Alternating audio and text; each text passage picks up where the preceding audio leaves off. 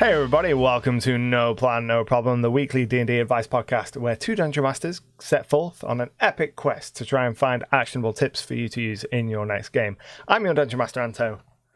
And I am a human recording a podcast, Matthew Perkins. You can find my stuff across the internet at icarus-games.co.uk.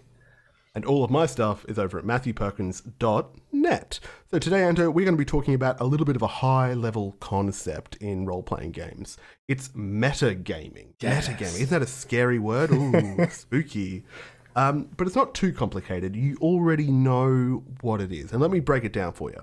So metagaming could be if we are in combat with, say, a dragon, right? My fighter is fighting a dragon. My fighter has never met a dragon before, doesn't know what the abilities are. Yep. But I am a clever boy, and I've listened to a lot of clever podcasts about dragons, and I, as a player, as a human, Matthew Perkins, know what dragons do. Yeah. Now, if I start going, no, I know this dragon has a breath attack that does this much damage, and it can fly at this speed, and I start strategizing using that information that my character doesn't know, Yep. that would be metagaming. Yeah. I'm bringing knowledge from the meta level onto the character level.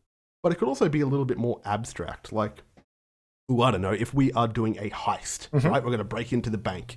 And I know, as a person, I know the story beats that a heist would hit. And I would know, look, at some point, an alarm's probably going to go off. And at some point, someone's probably going to double cross us, because that's what happens in heist movies. Yeah. Then if I start behaving or like reacting to that, meta knowledge in the game, then that would be metagaming. And some people do not like this. Some people think it's very bad. Some people have very strong opinions on metagaming.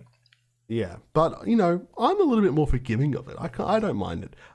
So let's get into it. Let's break this down, this very complicated little subject, and find 3 tips. Okay. What have you got, Anto? So, the adventurer helping us on our quest for the first tip is called Odd Crow from r/D&D. And they're saying metagaming can be a positive thing. And they say, as a DM, I sometimes wish that my players would metagame more. They don't mean looking at monster stats or doing that kind of metagaming, but they think there are a section of things that players can do that are metagaming that would improve things. So things like keeping in mind don't split the party, or following a plot thread because you, the player, know that is where the DM has prepared their things, and that there is a subset of metagaming that is actually a positive thing rather than a negative thing. Yeah, hey, I am with you. Was it the Odd Owl? Yeah, Odd Crow. No, I'm going with Odd Owl. Rebranded. Upgraded, my friend. So, my alley boy. I reckon that metagaming is good in those instances as well, because it makes players, especially like following plot hooks, because it's the plot hook. Yeah. Like if we sit down to play, I don't know, Storm King's Thunder, and you decide that your character doesn't want to fight any giants for some reason, then that's like reverse metagaming, you know what I mean? Like, you have to be complicit in this story. We're telling the story of fighting giants. Please go fight giants. Exactly. I think that there are actually a lot of instances where metagaming might be a good thing. So even in the circumstances of a combat, so let's say your players are going up against a beholder, and the characters have never met a beholder, but the players have, deep contextual knowledge. Well, what I would like to see from the players is, just announce, I know this about a beholder. What does my character know? Use your history or arcana checks, and use your kind of feed them some information and be like, right, make decisions based on this partial information and the disconnect between what you as a player know and what your character now knows or has already known. So the character may have heard about the beholder's eye beams, and the player knowing that and that being part of the kind of established history for that monster, and the player using that metagaming knowledge, I don't think it's an inherently bad thing if it gets them to engage with the game more. If they're using their meta knowledge to engage with the world more and be like, oh, well, actually, I've just now decided that I know what a beholder is, I know all of its abilities, so can we say as part of my backstory that my wizard has read about beholders, and can I bring some of that knowledge in? Like, well, if you want to tell me where your wizard learned this thing, The kind of things that they did to acquire this information will tie a skill roll to it maybe. But if you want to inform your background and engage with the world to be able to use this meta knowledge, absolutely. Yeah, I reckon that's a great justification, but I don't even think that you need justification. Like, I am a staunch believer that the enjoyability of the game doesn't involve a disavowal of the fact that it's a game. Yeah, like, I don't want to sit here and pretend that this is real life and this is gritty fantasy we're playing. It's like, no, we are like 4 drunk adults around a table that doesn't have enough room for what we're trying to do on it. There's never enough room. There's never enough room. And something always gets spilled. Yeah. Do you know what? Someone should invent a bigger table. Yeah. Like, science is nearly there to invent a big enough table for D&D. I really think we just got to get funding for it, you know? Culturally, we just need to move to bigger spaces and be like, the biggest room in the entire house should be wherever the table is, and it should occupy 95% of the space, so we finally have enough space to play D&D. Oh man, we play D&D on a couch, so it's rough. Everyone's like bending over, doubled over, trying to get stuff. What are we talking about? Metagaming. Metagaming. So sometimes when characters want to roll for knowledge about a certain creature, I will show them the monster manual. And I used to have a system for this as well, just to add a little bit of drama. And maybe some people are like this. I would set a DC in my head and say, roll nature check to see what you know about this beholder. And for every point that they pass the check, I would say, cool, you have to look at the beholder page for that many seconds times 10. So if it's DC 15 and they rolled a 20 on their nature check, that's 5 points over. So you can look at the beholder page for 50 seconds and you can share any of that knowledge with anybody else. It's fine. Yeah, that's a cool way of approaching it. Like, it was really fun to be like, hand it to them, and like someone might go, can I help them? It's like, yeah, you can make a check as well. You can see what you both know, and then you can both look at the page. Yeah. And afterwards, when this is actually a crap idea now that I'm saying it out loud, because afterwards, after they'd finished it, they would turn to each other and be like, okay, do you remember anything? No. But that's it was panicking. I really like that, because you are rewarding them but allowing them to trip themselves up. Which is always a fun thing to do as a DM, to give your players something knowing that they're going to stab themselves with it. Well, no, that's you. That's you and your cursed stuff. That's old tricksy Anto. So you hand them the book knowing that they're going to get so hyper-focused that they're going to miss something. And then if it's even better to bring like the meta into the DM side of things, you get 2 of them to do it. They will immediately exchange the information they've both gotten from it, which means you know what information they've missed, and you know where the gaps in that knowledge now are. And you're like, right, okay, I know where I can play into that meta. And you add that kind of extra meta level of play on top of the base game. That could be really fun to explore. But some people even get angry at metagaming in the sense of like,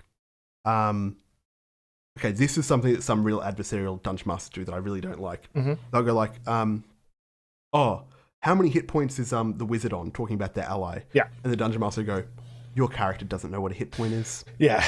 I'm like, oh, hey dog, we're going to have to slow down right here because this sucks. Yeah. I'm not having fun with that at all. Like, I understand why for some people they want that disconnect between feeling like they're playing just a game, like a video game, versus something else. But at the end of the day, you are playing a game, and I do think there is benefit to keeping that in mind. Like, for example, when my players, if I'm playing in person and not with a VTT, as soon as my players hit the creature, I'm like, right, okay, this is its armor class. You don't have to worry anymore. You don't tell me your rolls anymore. You just tell me if you've hit, because it will speed things up significantly. You know what your roll is. You know if you've beaten this. Just tell me if you've hit. Same with DCs. Quite often I will tell them the DC before I ask for the roll, because immediately they will know whether or not they've passed. And they're, as much drama you lose from keeping from showing the DC, you gain in then knowing how hard it is. So it goes from being, oh, we don't know how hard this is, to, oh god, we know exactly how hard this is, and we know whether we'll fail straight away. It changes the kind of drama that you present into them. I even apply that to hit points. So I whenever I track hit points on my characters or my creatures, I always count up rather than going, it has 30 hit points, now 29, 27, whatever. I start at 1 and count up, and when it hits the hit point maximum, I go, oh, it's dead. Yeah. So I keep a whiteboard behind me when I Dungeon Master, and I track the hit points on that so all the players can see. And so they never have to go, oh, which one is damaged, which one is not. They go, cool, that one's probably got 1 or 2 more hits left in it. Let's have a go at that. Yeah. The only downside to that for me is that once I give the players that knowledge, suddenly that becomes concrete fact, and I can't fudge it anymore. Yeah. So sometimes when you give the players this meta knowledge, it becomes a much more rigid experience, and I need to be careful with the way I balance it. Sometimes.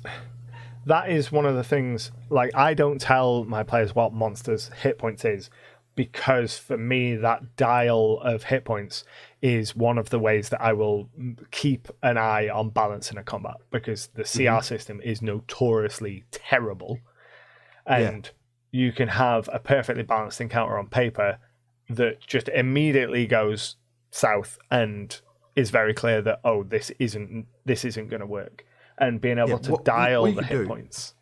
What you could do is, if like the players go, hey, that goblin died like a couple of hit points earlier than the other goblin, you can go, yeah, he was asthmatic. Yeah. As much of a nuisance it can be to give individual HP to the monsters of the same type, there is a benefit to be able to go, right, okay, set the precedent that not all goblins have 15 HP. Some of them are going to have more, some of them are going to have less, just like you all as characters have more or less. And then that gives you the kind of freedom to be like, right, okay, I know that I can move the maximum slightly and minimum slightly within the bounds, and still be able to show their HP to my players, or track the ascending HP is a really good system for that. Track the ascending HP and ascending damage in that sense. But I've got a little bit of control because I can adjust what that top end for different creatures is. I think I'll have to try that. Like I don't know how to feel about that off the bat, but I can see some of the merit you're talking about. I can see some like negative things in my head as well, but I reckon that might be fun. It's definitely worth trying. Yeah, like, I think HP for the same creatures. The biggest negative that jumps out to me immediately is the kind of time, because obviously time. It is. You've then got to decide if there's 6 goblins, you've got to decide 6 HPs rather than just using whatever the stat block says. But it feels like it could be an interesting way to keep a control on some of the more balanced areas. Can I get the tip for this one? I think I got it. Yeah, go for it. I reckon it should be, especially in combat, give your players the HUD. Let them see the health. Let them see the mana. Let them see like they're in a video game. Yeah. They would get all those indicators of where they're at in a battle, and indicators of where their allies are at the battle, and some indicators of where the enemies are at the battle. So just give them that kind of actionable feedback, because you're playing a game, and sometimes those game mechanics are helpful. And it helps speed things up. Yes. As well. Yeah. Because they're not gonna and ah and be like, oh, what should I do? Oh, should I kill this one or that one? Yeah. It doesn't matter. They're all imaginary. And especially if you do it as you learn, what the exact AC is once you've hit. Then you get situations where if you've got an enemy that's like AC 18, well, the wizard's not going to bother trying to hit that in melee. They're going to be like, right, barbarian, you deal with that, because that is much more within your wheelhouse. And it makes sense in character, because they're like, that guy's wearing a whole bunch of armor, I've got a dagger. How about the guy with a great axe goes and hits him, and I focus on the fleshy boys at the back with my spells? Oh man, I'm so glad I like your spellcasting maneuver as well. That was arcane and beautiful and secret. I like that we agree about this, because I think this would be one of the things that I'd be kind of sad if we didn't agree about it. You know what I mean? Yeah. Like, this is something I feel really strongly about. Hey, but I reckon that's a handy tip. I say that because I came up with it. Yeah, of course. I'm driving this bus or boat or whatever we're on. But now it's time for us to go into our middle segment, which is where we roll for friendship. Yeah. So if you want to be our friend and help support the podcast, the best way to do that is to engage with us. Get involved in the conversation. Let us know down in the comments below. What do you think about metagaming? Do you think it's good or bad? How do you like to see it employed at the table? Tell us what we've missed. Just let us know your thoughts on everything that we've talked about today. If you're listening to this in audio form out there in the great podcast realm, then the best way to help us out is by engaging with those 5-star reviews to help push the podcast to other people, help show them us, help us get in front of their ears, mixing all of our metaphors here. Let us dance in front of their ears and be introduced into their lives. And then if you enjoy this madness, the best way to support us is over on Patreon. You get access to our pre-shows where we get warmed up, talk about all manner of topics, sometimes the weather, sometimes friends, sometimes how players are all inherently murderous, rampaging, conniving, terrible creatures. It's all good stuff. And then you'll also get access to a bunch of PDF content that we make kind of around the things we talk about as well. One of my favorite things about how we switch to doing like video mediums on YouTube is I get to see you squirm. And you get to see me panic as well, because sometimes you'll be halfway through a sentence, be like, oh wait, I don't know what I'm doing. Here I am. I'm speaking. Yep. He's looking at me. Oh no. Oh no. Is this thing on? Here we go. We just sail into the storm. Here we go.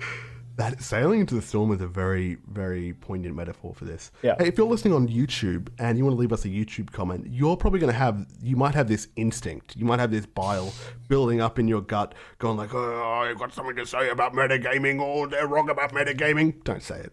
We don't want to hear those comments, It's such a divisive topic, and it would be easy to disagree with us or anybody else on this topic. But if you are going to leave a comment about this topic in particular, please be respectful. Yeah. Because we don't want to fight. We just want to chat. No. If you do want to chat, leave a comment. We want to hear what you think about metagaming. Just leave the evil comments somewhere else. Tell you what, here's what you do with the evil comments. Just put it in your brain, have a think about it, go to sleep, you keep that one. That one's yours. The only fights we want are between you and I. Yeah, about friends. Yeah, fighting about friends. All right, that was our role for friendship. Right, we're out of the role for friendship. What now? Excellent. Okay, so now we have a middle segment. We're going to find our second tip through this powerful little middle segment. We are going to look for stuff to steal. This is a crime that we've committed a fair few times. Frankly, it's negligent of the police to allow us to go on this rampage for so long. We have ripped off so many media franchises, because that's what it's about. We look at a media franchise, we steal something from it.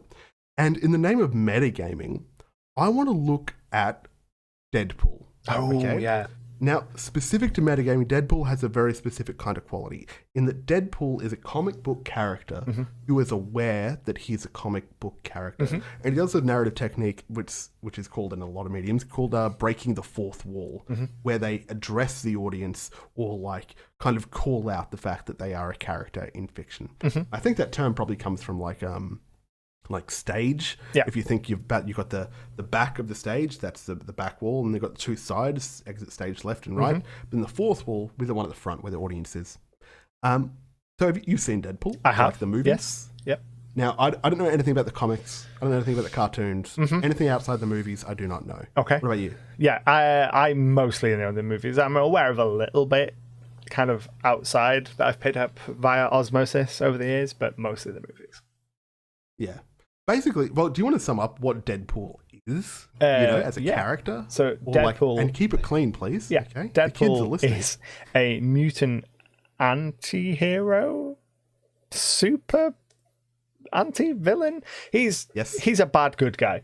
And his defining quality is this meta-knowledge. He knows that he is in a comic or a movie. He knows the circumstances of which the entertainment that he's in, and he references that frequently. So in the films, he will reference other films surrounding himself, other actors. He will talk and reference characters by their actor names and all that kind of stuff. And what we want to kind of focus on is that element of his character as it pertains to metagaming. What would you consider to be like a fourth wall break in the context of D&D? Well, here's the thing. Like when you were talking about those kind of jokes that he makes, he's meant to be funny, right? Mainly he's edgy and gross and not great to have around, but he's trying to make jokes. And when he does stuff like reference the actor name instead of the character name when he's in dialogue with someone, that's the kind of stuff that players do all the time. Yeah.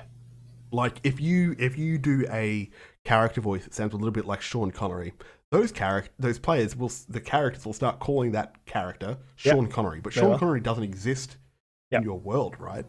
And it's just, no matter how serious you try and make your game, your players are going to bring in their stupid meta humor. Yeah. Like no matter what. Yeah. So anytime that you bring out an accent that just tickles a funny bone, or a character whose name sounds vaguely like something else, the players are going to latch onto that and kind of break the fourth wall and directly reference in character those things. One thing that I find really useful in that kind of fourth wall break sense is that you can use it to kind of refocus the players and move them away from meta. So if the players are talking about real world things, let's just say they need to copy some information, and in character someone mentions photocopying or xeroxing or anything like that, having a character address them and be like, what is photocopying? I do not know this. That kind of hard wall breaks them and brings them back into the game, and they're like, right, okay, we need to think more in character.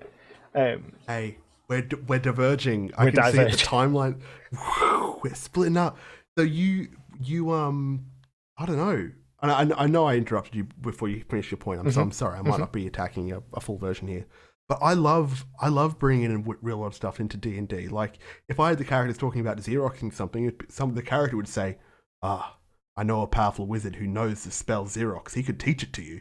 And I would have Xerox be a spell. But that, like, I don't think that's breaking the fourth wall of metagaming. That is bringing in the world and being like, right, okay, I know a function that I want to achieve, which would be to photocopy something. So I know a wizard who knows magic, which is to copy something. I think that is very different than being like, let's just photocopy it. Yeah, but here's the thing. I'm saying that, like, you're saying, giving this Xerox thing as an example of the players talking about outside things again, right? And you had an example of the character saying, what is Xeroxing, right? To say, like, hey, like, let's keep it in this world. Yeah. And I'm saying in response to that metagaming, I have a different response in like, I do want to bring it in, like, and I want to encourage it and, like, make their ideas, even if they aren't relevant to my game or my world, I want to bring them in. Like, I think that in my D&D game, money is just money. They call it dollars. The guards are called cops. Like, I don't care. Yeah, there's a lot of it's easy to go too far down that road, you know, because a lot of the words that the players will naturally use wouldn't exist in this kind of setting. But I think both of our approaches there would achieve the same thing, just in different ways. Like, in that specific example, I do much prefer your example because it is tying it directly.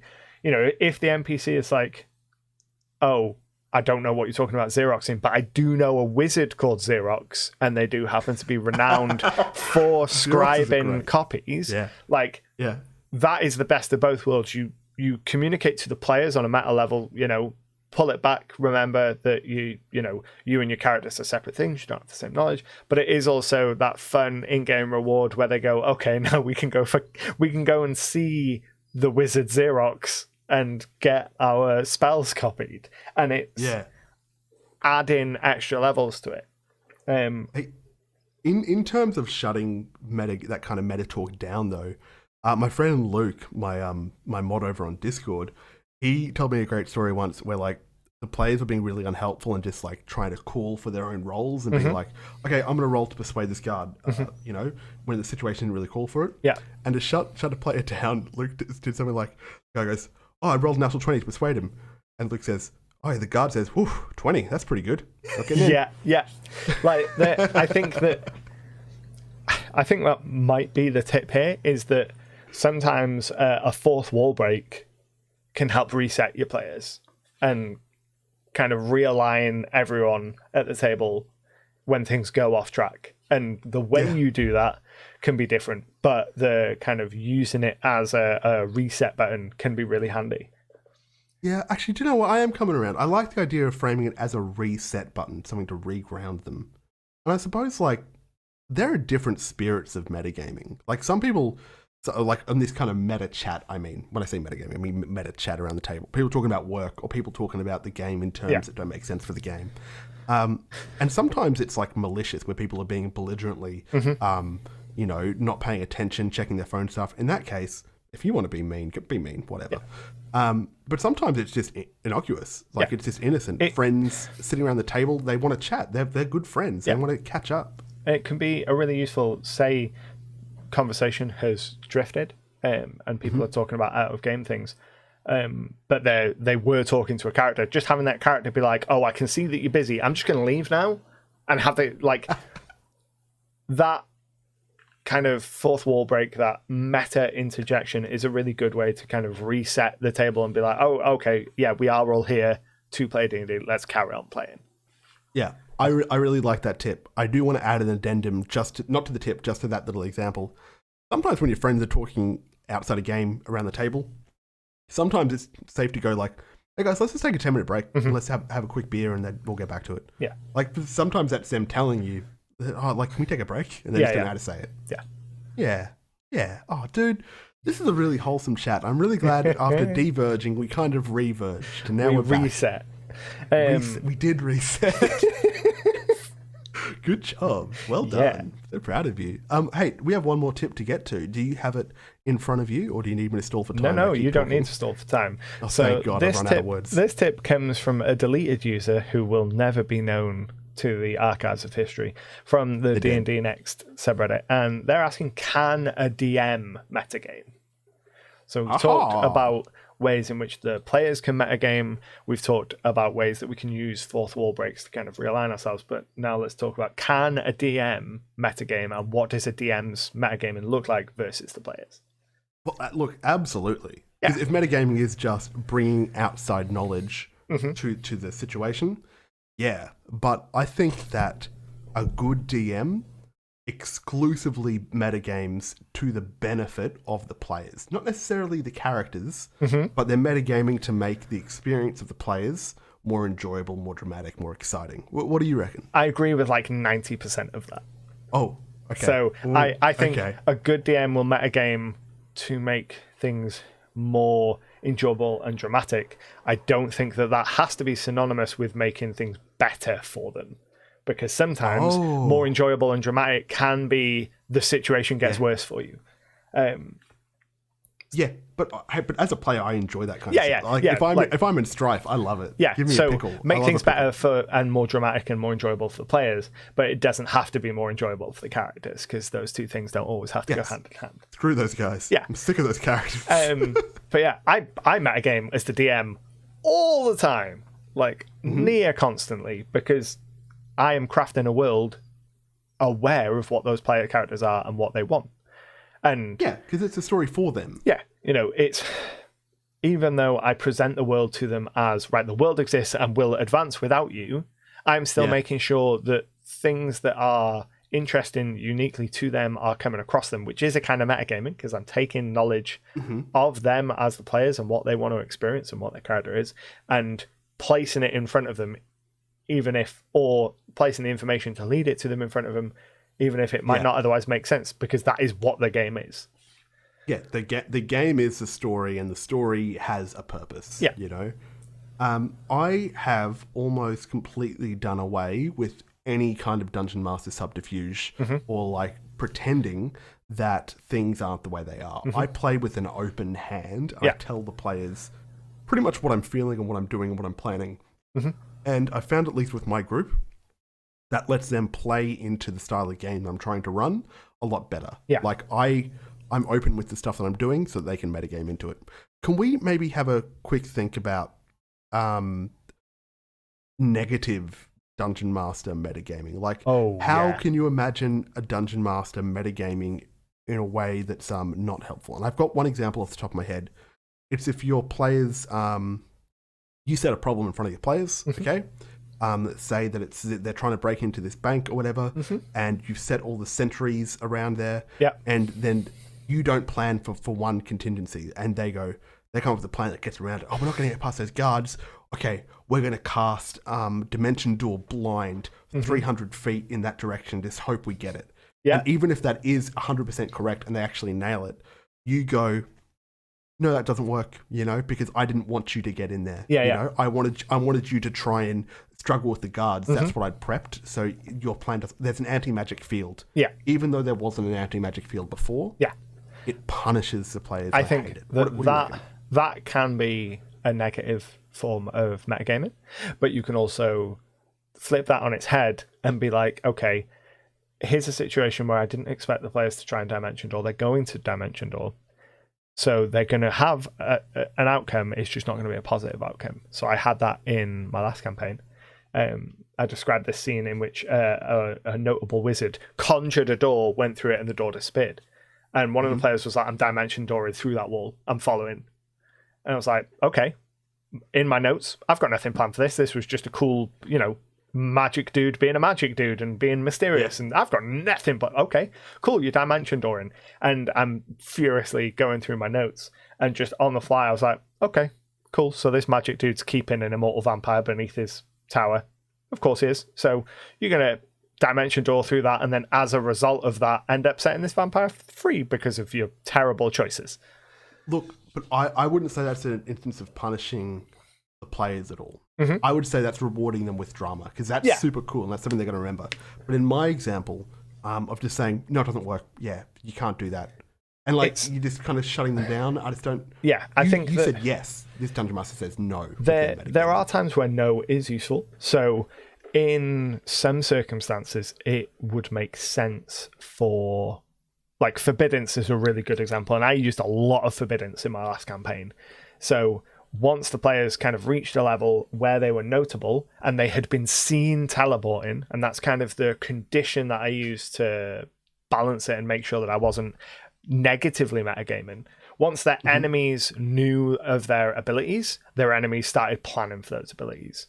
And that's what I would consider to be negative metagaming if done wrong, is you as the Dungeon Master plan for their abilities with no narrative context for it. If you want to, if you specifically want to challenge the kind of abilities that a specific player has, then just doing it, I think, is the wrong way to metagame. Instead, I would say, let the players dig their own graves and use their abilities, have those abilities witnessed, and then the next time they encounter someone, all bets are off. You can plan for those abilities, because why wouldn't the villain plan for those abilities? Yeah, and if I were counteracting a player's abilities, for example, I know that wizards are quite squishy and they output a lot of damage. I might wait for a couple of times for that wizard to output all that massive damage. All my goblins go hey, we need to get 4 gobos just to dogpile that wizard and punch that nerd. But I don't that is a good example of what I think a lot of people think of as metagaming, but isn't. This is a world where wizards exist, and stories of what wizards are generally capable of would exist. So unless your players are the first wizards in a century, then enemies are likely going to know wizards cast magic, which is dangerous to us if they're kept at range, and they tend to not be as tough. So if we see a wizard, our response should be overwhelm the wizard with close range and physical attacks, because that is where their weakness is, not this specific weakness, but wizards in general. But I suppose we're kind of getting lost in the weeds here, but I think that what we're talking about here with metagaming, specifically with enemy tactics in this instance, is if you were to do it right, the way that you were suggesting, where the enemies learn about the character's abilities as they go, that actually adds a little bit of fidelity to your world, right? But if you were treating it as just nope, the world is the world, okay? And the players are just in it, and it's unchanging, and it's unresponsive, and it's just like a simulation. Oh, I don't want to do that. I don't want to do that at all. The wrong way to metagame as a DM is to plan for specific abilities that the players have got that there is no reasonable reason for an enemy or a character to know about. So if your players very first encountering something and they've got teleport, and there is no reason to assume that teleport would come into play here, and you are specifically punishing teleport, then I think that's probably bad metagaming on the DM's part. But if they've previously teleported, or if this is a bank, then banks are going to assume that thieves are going to try and teleport in. So forbiddances and anti-magic fields and stuff make sense, and isn't really a metagame in that sense. It's following the narrative threads of the world you've established. This is completely unrelated, and I hope that you think of a tip while I say this. But the idea of playing the first wizard or the first person to have magic in a D&D world that is completely and utterly unprepared for the kind of BS you're about to pull on them. You could be teleporting everywhere, like encircling people and exploding things. Nobody would know what the hell is happening. Utter chaos. Nobody has counterspell. I think chaos. The tip should probably be what we touched on right away, and that's use your DM meta knowledge to improve narrative things. That doesn't always mean good for the characters. Yeah, okay, that sounds great. I'm happy with that. This is one of those episodes where I forgot to set a timer, so I'm just kind of feeling out my guts that this is probably going to be maybe half an hour. I think we're on the money. Yeah, we're close enough. Oh, are you keeping time? Yeah, 36 minutes. Ah, cool. All right, very nice. Hey, what are the tips? Let me know. So tip number 1 is to give your players kind of extra context information in combat, such as armor class and DCs and things. Give them that meta knowledge up front so that things speed up. Tip number 2 is to use a fourth wall break to kind of reset everyone's mindset and pull everyone back to focus if things start to drift off a little bit. And then tip number 3 is to use your DM meta knowledge to improve the narrative, even if that doesn't always mean good things for the characters. I was thinking about that example that you gave about the character teleporting after the wizard that stepped through the door. I was trying to think how I would respond ideally. I don't know if I do this in the moment, but thinking on it, I would like to say something to the players. Okay, you teleport in that direction. Your vision's black for a moment. What's the first thing you see in the room that you land in? I'll ask them to describe what the first thing they see is, and I'll take that for my cue to say what they've landed in. And if they said something like, hey, I see a sword, or I see a torture rack, or I see a plant, then I go from there and just kind of see what happened and give them a little bit of, it's like metagaming credit I give them. I mean, that's a really good way to handle it, because I was full on in improv territory for that whole session, because this started right at the start of the session. So I had to pull all of this out of the air and out of the the disparate notes I'd made for my world, all on the fly. And it ended up being a really memorable session and had long-term consequences. But in the moment, I was just right, okay, you're in a corridor. The corridor is really, really long. And they're right, I'm going down the corridor. Have I reached the end yet? And I'm flicking through my notes nope, not yet. Keep going. You see this on the wall. Keep going.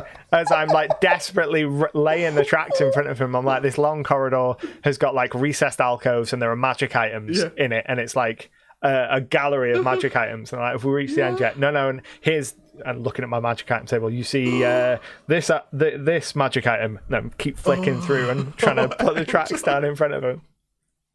That's so funny. They're walking down. It's it's criminal to have a corridor this long without a toilet halfway through.